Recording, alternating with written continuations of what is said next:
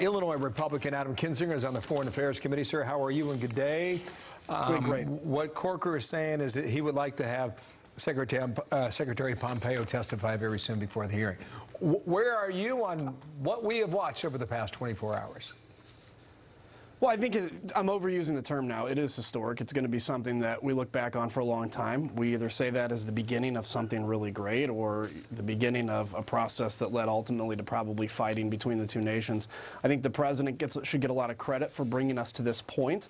He should get a lot of credit for meeting, not just meeting with him, but meeting with him under tough sanctions and a legitimate military option, which compelled Kim to the table.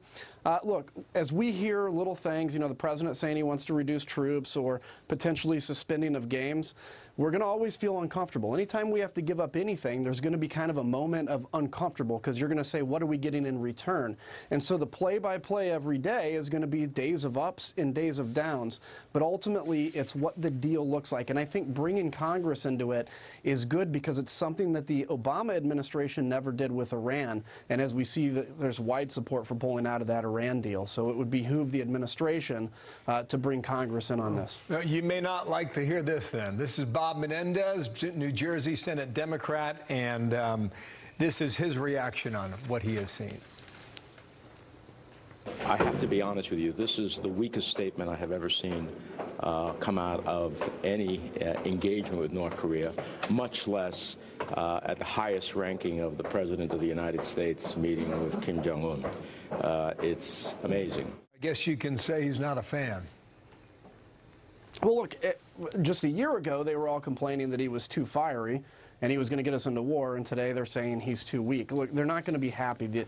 The days of politics ends at the water's edge is obviously over. They have a right to an opinion on this, but I think no matter what would have come out of this summit, you're going to have naysayers. The best thing we can do as Americans, left, right, or in between, is say, look, we can be a little uncomfortable with saying suspension of military exercises or reduction of troops, but ultimately that may be part of minor concessions to get a big concession from North Korea, which is denuclearize, as I say, for infinity on the peninsula. So there's going to be up and down days. Democrats are going to not like when he makes, I don't want to say that because I guess they are cheering to an extent for the success of the country, but there are going to be naysayers in a lot of this.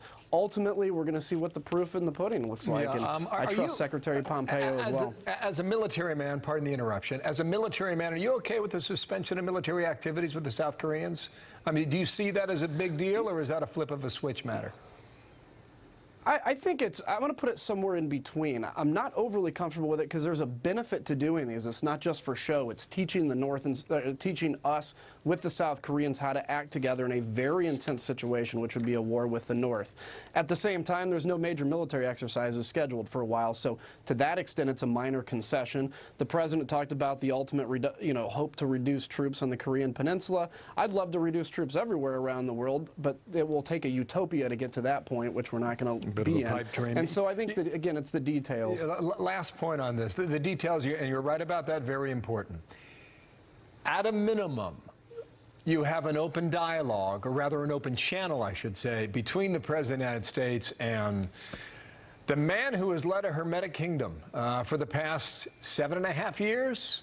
I mean, the single most closed society in the world. Last comment. Yeah, that's huge because it'll get information into the society as well. We didn't get Kim to the table by begging him to meet with us. We compelled him to the table, which is very different than what's happened in the past. So yes, we need to be cautious, but I think we're going into this, unlike past times, in a much better position with a much stronger hand. Thank you, sir. Adam Kinzinger with us today. Appreciate you coming back. Thanks. Here's Sandra. You bet.